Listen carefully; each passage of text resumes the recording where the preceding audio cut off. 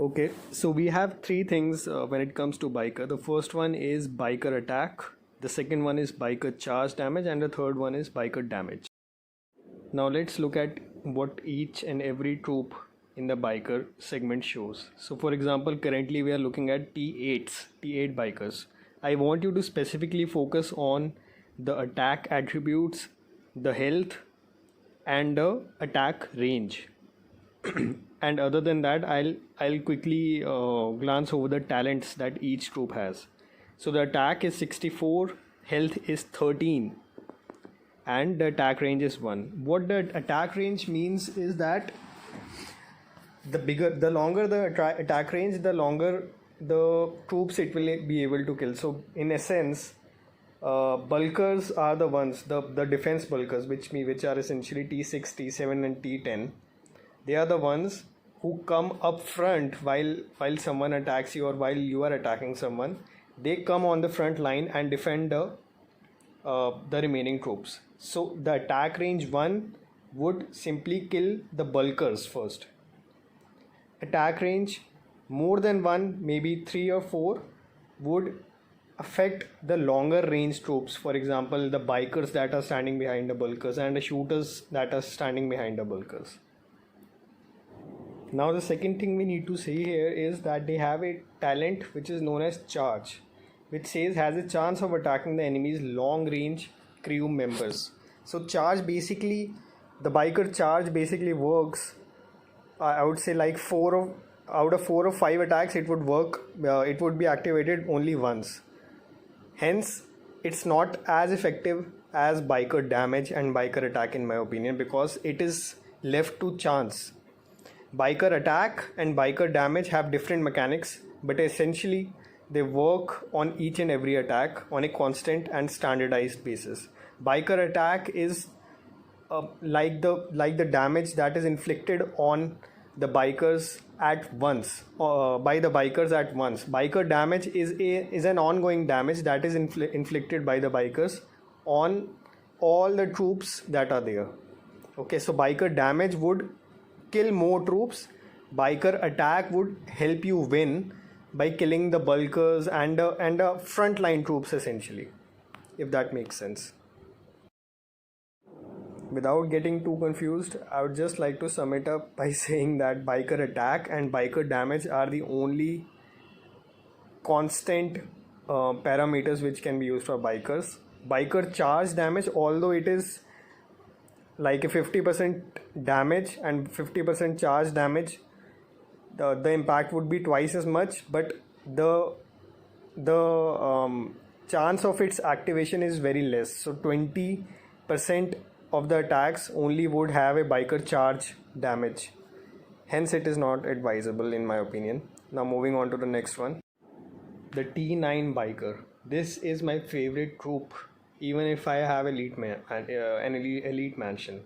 So if you'll see, it has a high attack of 91, a health of 13, and an attack range of 4.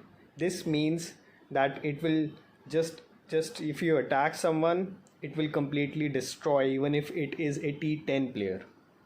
And the attack range is 4, which means it will impact the players more standing behind the bulkers.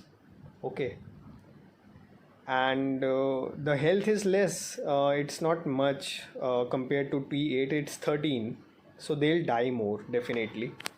Let's check out T10 now. Now moving on to T10, I think these are great troops. So the attack is 90, however it is 1 point less than T9. If you would remember, it was 91 for T9. The health is 21, which is very very high, and attack range is 1. So what T10 would do is impact the T10 or T7 bulkers standing on the front line of the enemy's defenses.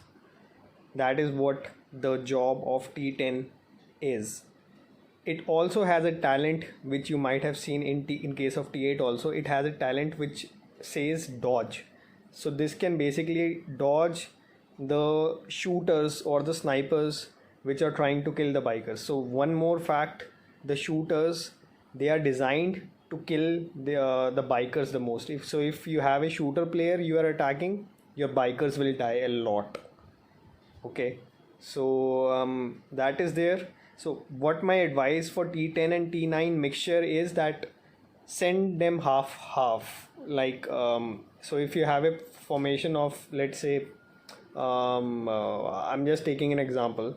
If you have 100,000 troops, okay, a formation of 100,000 troops in total, so send 30% bulkers, defense bulkers, which is T10 or T7.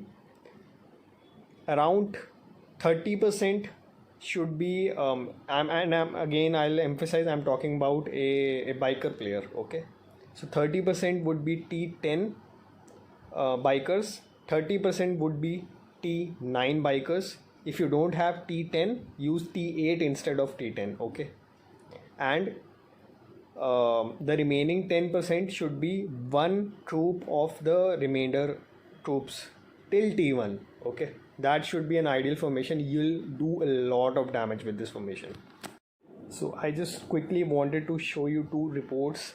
So I have attacked the same player twice in the real estate tournament, and you'll see the stats are same. I have biker charge of 29. So in this report I lost the attack. Okay, and I killed 42,000 troops with my T9 bikers and few thousand with my T8. This second report I won because the biker charge got activated. And look at the difference. Just rewind and look at the difference. And this is what I am talking about. Biker charge is very effective. You see, I have killed 51,000 with my T9, and with T8 also I have killed 15,000 plus. So biker charge is very effective, but it's not activated in every attack.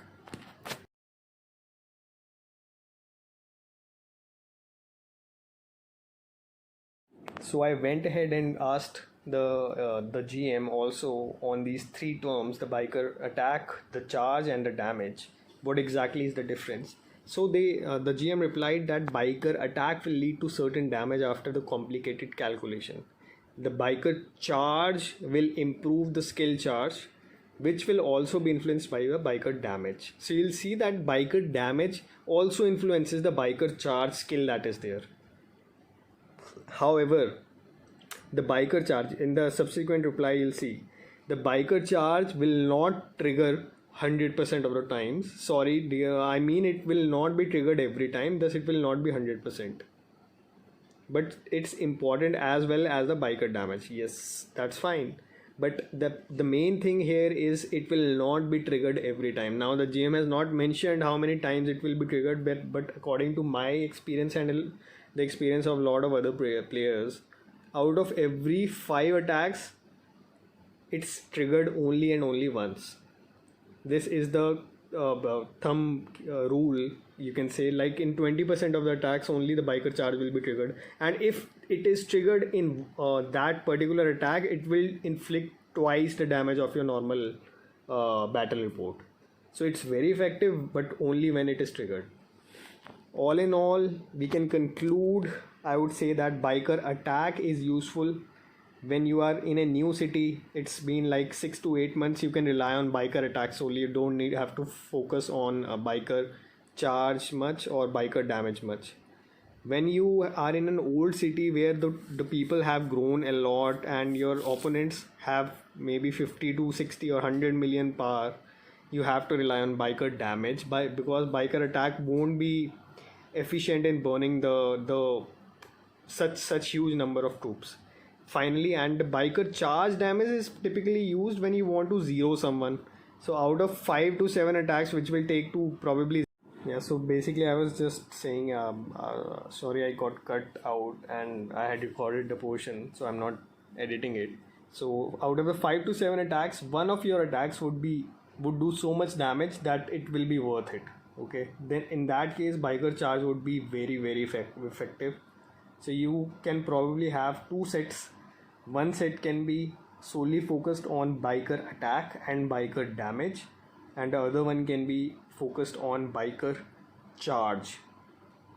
Hope this helps. Take care and have a great day. Bye bye.